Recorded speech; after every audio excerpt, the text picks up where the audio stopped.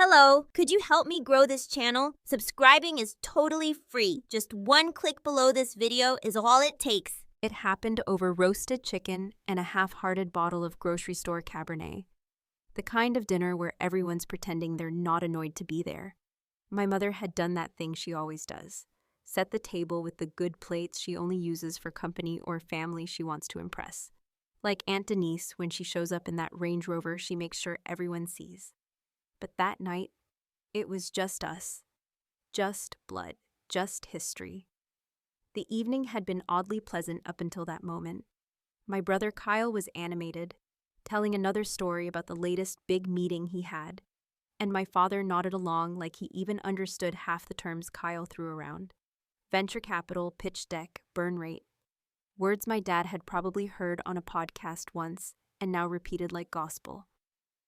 My mom's eyes sparkled with a kind of pride she used to reserve for church bake-offs and high school graduations. She looked at Kyle like he'd hung the moon. Then, without missing a beat, she turned to him and said, "We're so proud of you. You're really going places." Her smile held for a second longer, lingering like a spotlight. And then, like a light being flicked off, she pivoted toward me. The smile was gone. "And what are you even doing these days, Claire?" It wasn't the question so much as the tone that made the room feel colder. She could have asked about the weather with more genuine interest.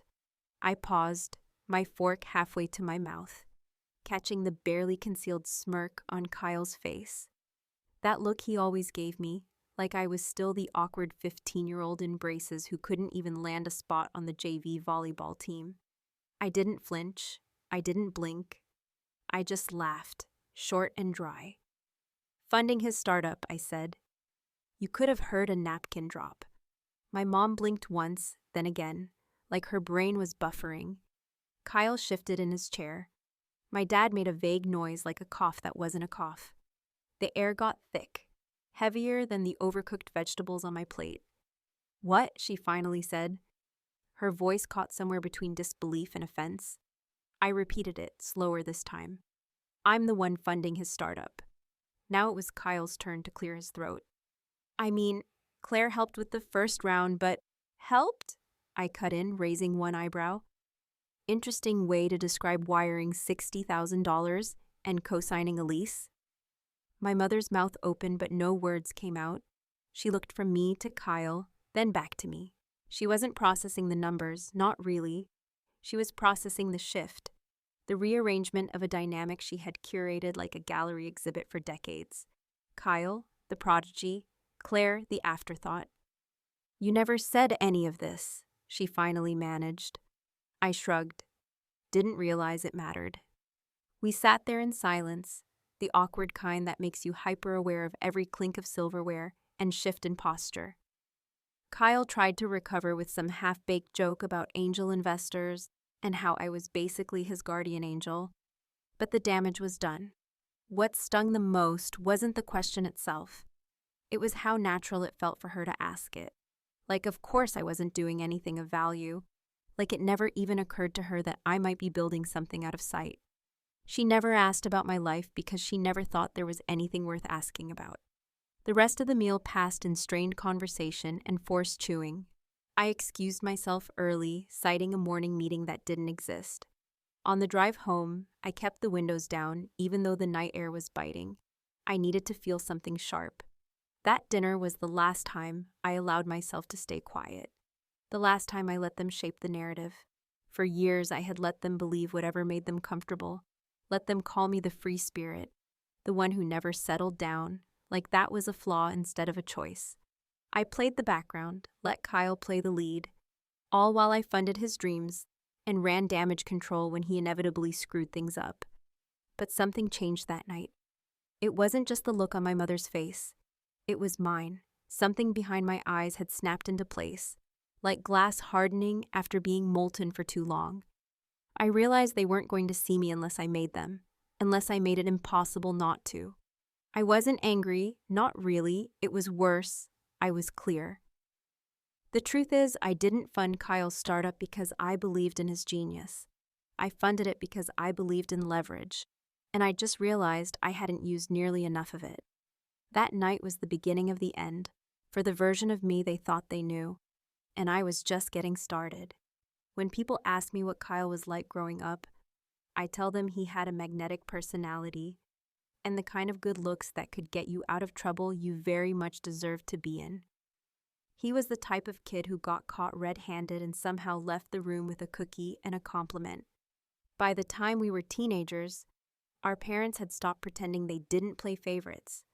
Maybe they didn't realize it, or maybe they did and just decided it wasn't worth correcting. Either way, the result was the same. Kyle could do no wrong, and I could do no right. No matter how many hoops I jumped through. I was the quieter one, the one who never caused any problems, who got straight A's and stayed in my lane. I wasn't boring, but I didn't draw attention, which in my family meant I might as well have been invisible.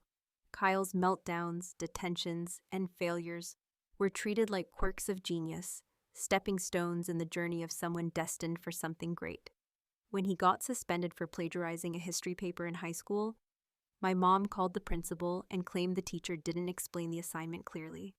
When I won second place in a statewide math competition the same year, they forgot to show up for the awards ceremony. My dad said it was because the email went to his spam folder. I was 13, and I believed him. That pattern never really stopped. When Kyle dropped out of his first college, an expensive liberal arts school he only got into because of a family friend, my parents said it just wasn't the right environment for him. When I got into a state school on a full scholarship and graduated with honors in finance, they said, "That's nice, Claire," and then asked if I'd help Kyle put together his resume. By then I had stopped expecting them to see me. I had built a habit out of disappearing and making it look like a choice. After college, I moved to Seattle and took a job at a financial analytics firm, where I worked long hours, kept my head down, and learned everything I could. I made decent money, lived alone, and started investing early, first in stocks, then in a small real estate project with a friend who flipped condos. I didn't talk about it because there was no one who asked, and the few times I brought it up, it never seemed to land. My mother once said she thought it was cute that I was into finance. She meant it like a compliment. I smiled and let it go. Kyle, meanwhile, bounced from idea to idea. One month, it was a media startup for authentic storytelling. The next, it was an app for scheduling friend hangouts with emotional transparency. He had no discipline, but plenty of charm. People believed in him because he believed in himself, loudly and without shame. I used to envy that kind of confidence. Then I learned to study it. When he showed up at my apartment 2 years ago, it was late, and he looked genuinely defeated for the first time. His last startup had failed, and not in the sexy investor swooping in kind of way. It had failed because he stopped responding to emails and missed 2 payrolls. He sat on my couch and told me he had a new idea, something big, something real this time. He had a co-founder, a software guy who'd already built a prototype, and all they needed was runway to get them through 6 months, maybe 8. He had a deck, a name, even a domain. He just didn't have money, or credibility, or anything remotely resembling a business plan. I listened, I asked questions, and when he started to pitch me like I was a stranger with a checkbook, I told him to stop. "You want me to fund this," I said, not as a question. He didn't deny it, just nodded and said he'd give me equity, generous terms, all of it. He said he knew I was smart with money, that I was the only one in the family who understood how business actually worked. That was the first time I'd ever heard him say that out loud. I should have said no. I knew better, but I also knew something else.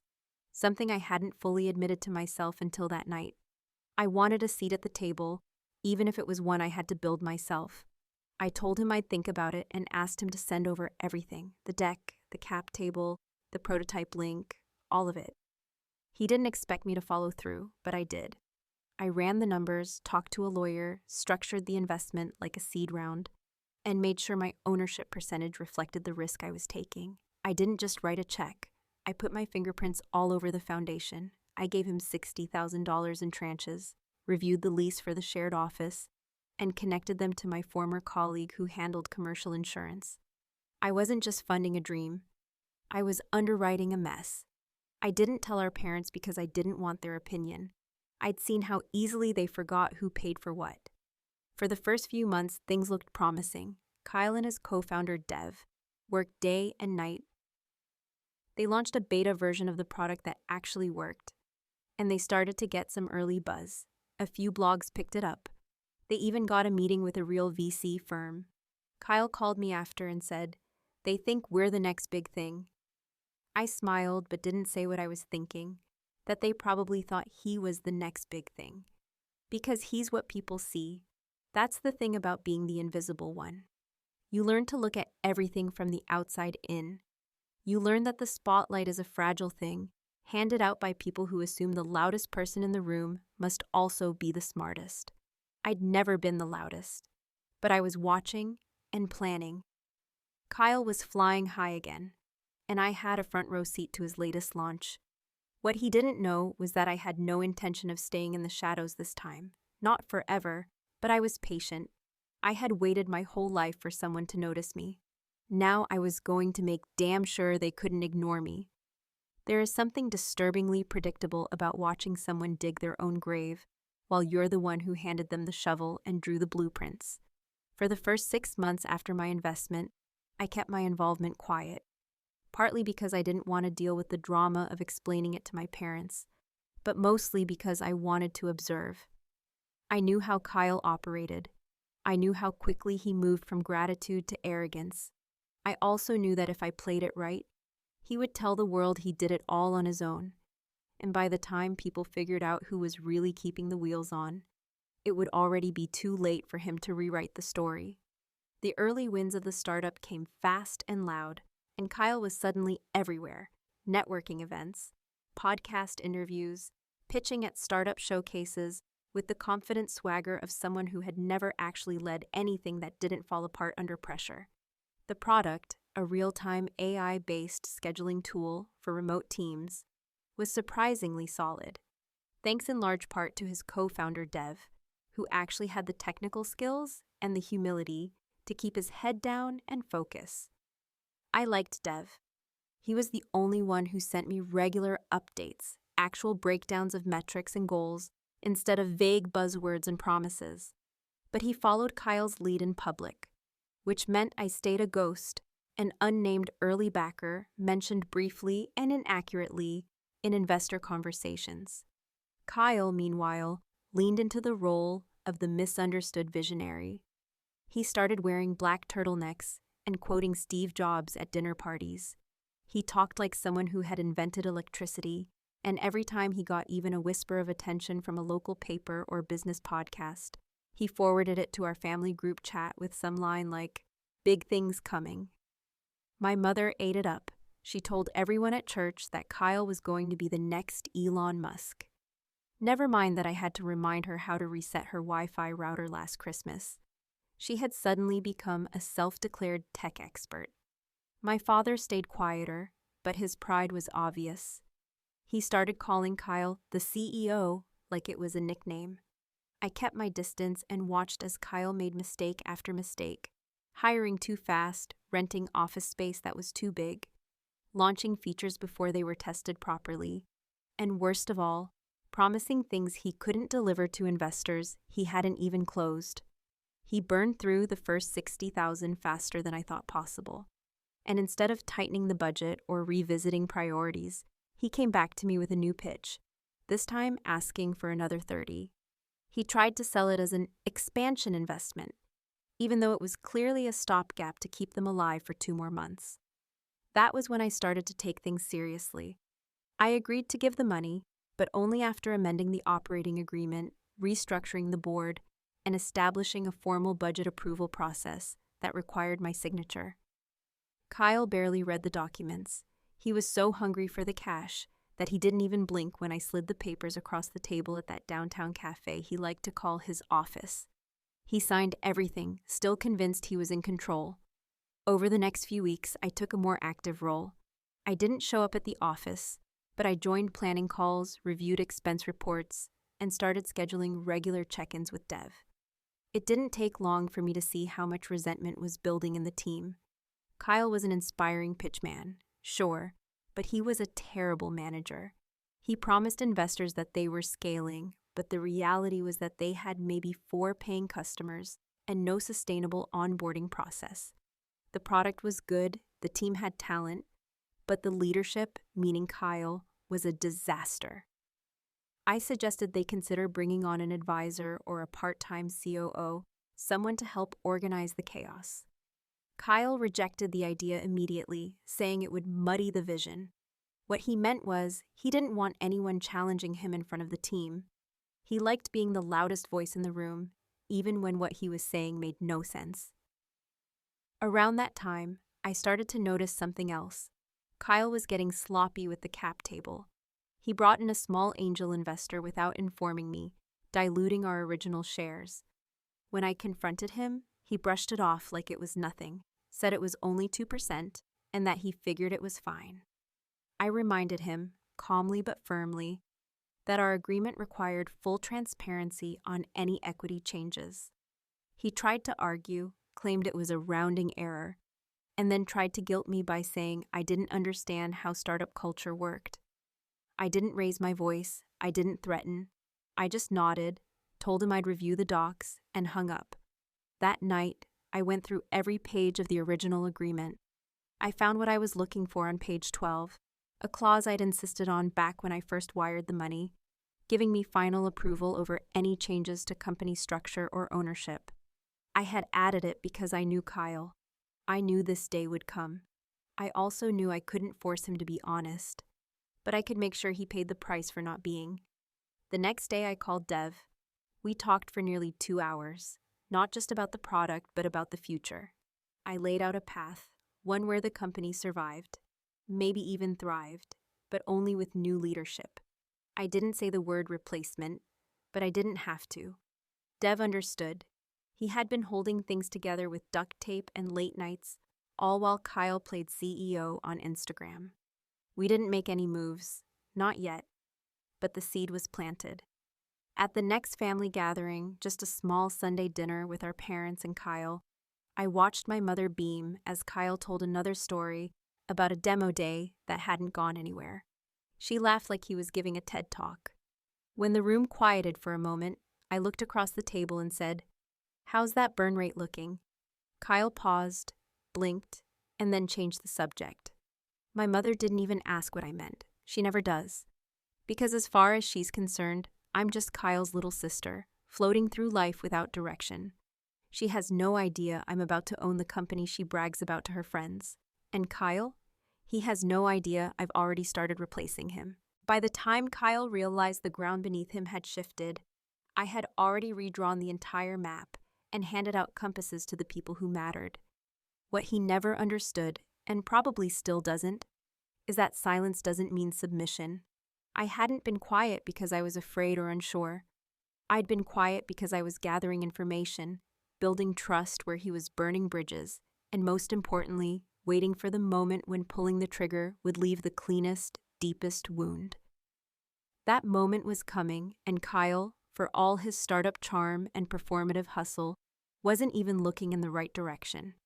The first real sign that his fall was inevitable came in the form of a late-night Slack message from one of the lead engineers, a guy named Marcus who had previously seemed loyal to Kyle. He reached out privately and asked, very casually, if I was aware that Kyle had missed payroll projections for the second month in a row. I told him to send me the spreadsheet. What I saw made my jaw tighten. Kyle had been shifting numbers, delaying payments to contractors, and skimming small amounts from line items like operations expenses, masking the shortfall with vague descriptions and budget carryovers. It wasn't illegal yet, but it was certainly unethical, especially considering the promises he'd made to the team about runway and bonuses. I responded with one sentence. "Thanks, Marcus. I'll handle it." From that point forward, I stopped pretending to be just the quiet investor in the background. I spoke directly to Devin Marcus and brought in a lawyer I had worked with at my old firm, someone who specialized in restructuring and internal governance issues. I wasn't going to launch a coup without covering every angle. We scheduled a board meeting under the guise of discussing strategic growth, and I made sure to include a performance review clause in the agenda. Kyle didn't notice. He was too busy preparing for some startup networking event he'd convinced himself would bring in Series A funding. He had started making noises about getting press coverage, possibly even doing a podcast feature, and at one point he sent me a mock-up of a magazine cover with his face photoshopped onto it, captioned Tech's Next Disruptor. I didn't even respond. The meeting took place on a rainy Tuesday afternoon, and Kyle was late. He showed up wearing a hoodie with the company logo and a smug expression that faded slightly when he saw the faces on the Zoom call. Tight-lipped, serious, and already deep into the financials I had provided in advance. He tried to crack a joke about hostile energy in the room, but no one laughed. Dev opened the meeting and handed it off to me. I took a breath, sat up straighter, and laid out the facts.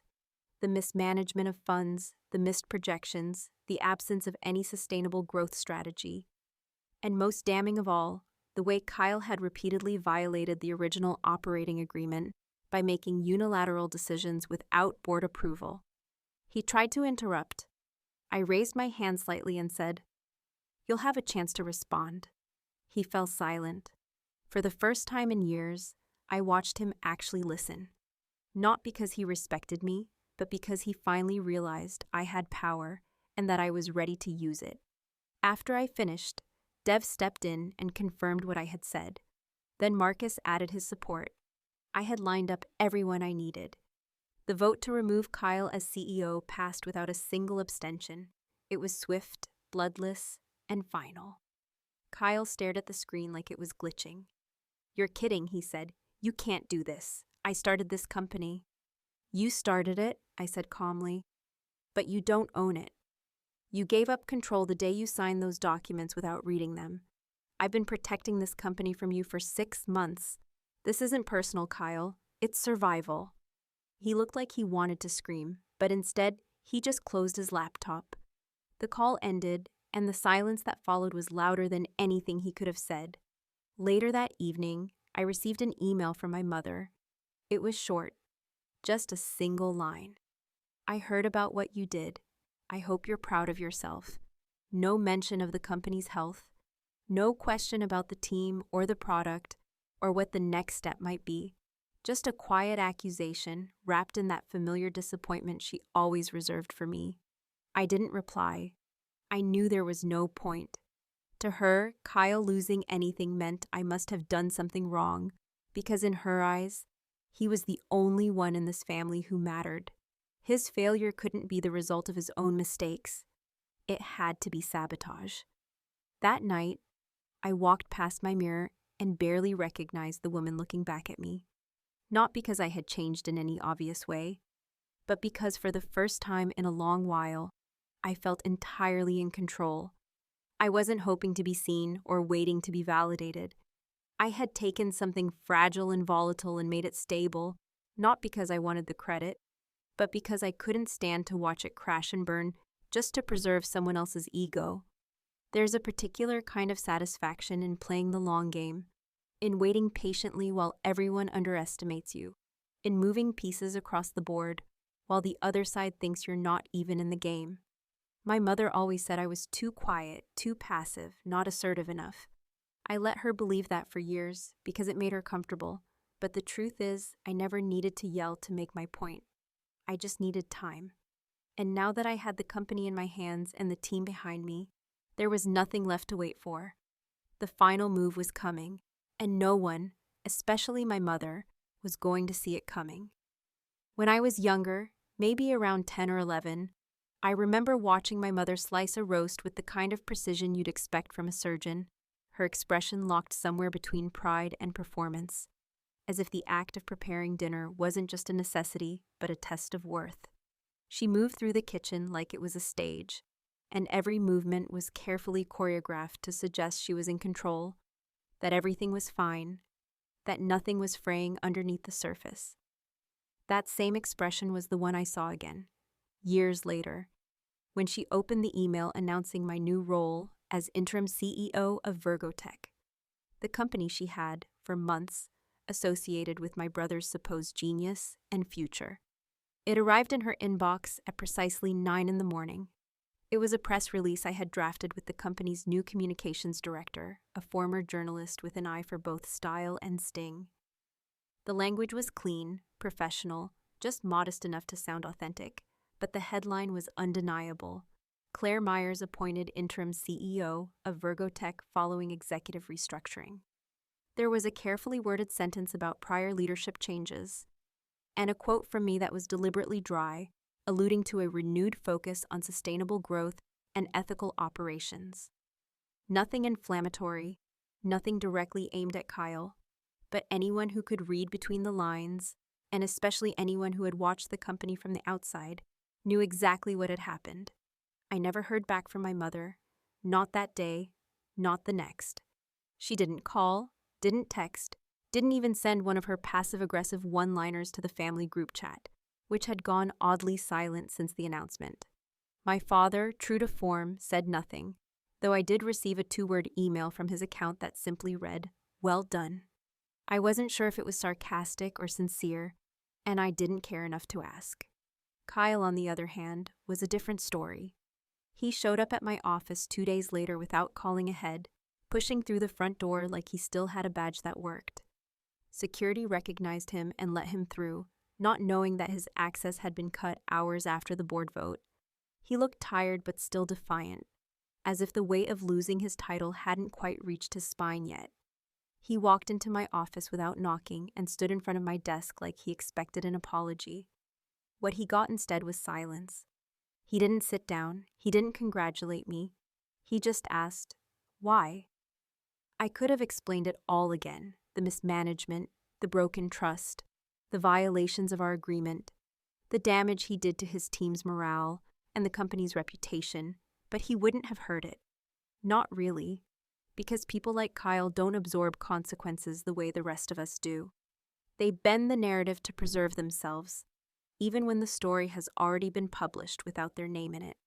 So instead, I said, because it was the only way this thing survives. He didn't speak for a long time. Then he muttered something about how I'd never understand what it's like to build something from nothing. I smiled, not with cruelty, but with the kind of quiet clarity that only comes when you finally stop caring about being understood. I told him I had spent years building things from nothing. My career, my investments, my self-worth, but that unlike him, I didn't need to be seen to know what I had built. He left without another word.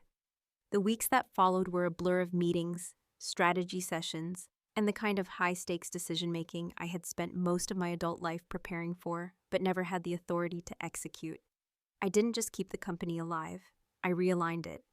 I pulled in a new CFO, renegotiated key contracts, stabilized product development timelines, and reopened conversations with the angel investors Kyle had alienated. And I didn't do it with grand declarations or headline-grabbing stunts. I did it the same way I had always done everything, quietly, strategically, and without asking for permission. Then 3 weeks later, I hosted a company town hall. I stood in front of the team and for the first time, told them who I was, not just their new CEO, but the person who had funded their paychecks when no one else believed in them. I told them I wasn't here to be a hero or a savior, but to give the company a real chance, and that their work, their commitment, had earned my respect long before any of them even knew my name. The response wasn't thunderous. It wasn't a standing ovation. It was better. It was quiet nods. It was emails the next day thanking me for clarity. It was people showing up to work on time, staying late, not because they were afraid, but because they believed the ground beneath them wasn't about to collapse again. That weekend, I went to dinner at my parents' house. It wasn't a holiday, just one of those forced Sunday night rituals my mother insisted on maintaining even when no one wanted to be there. The tension was thick before I even stepped through the door. My father was already seated, flipping through a newspaper he pretended to read whenever conflict was brewing. My mother stood at the stove, stirring something with the same robotic grace I remembered from childhood. Kyle was absent, of course, though his silence lingered in the corners of the room like smoke from an old fire. Dinner was served without conversation. Halfway through the meal, my mother finally spoke. I suppose you think you've won. Her voice wasn't angry, not exactly. It was sharp, but brittle, like glass pressed just a little too hard. I looked at her calmly and said, "There wasn't a game." She scoffed, but didn't respond. I let the silence stretch, then set my fork down and said, "Kyle's going to be fine. He always lands on his feet." And then, without blinking, I added, "But this time, he'll land without my money." My mother looked like she wanted to say something, maybe to challenge me or accuse me of betrayal, but all she could manage was a tight-lipped frown. I pulled out my phone, opened the press release, and placed it on the table between us. "I thought you might like to see what your daughter's doing these days."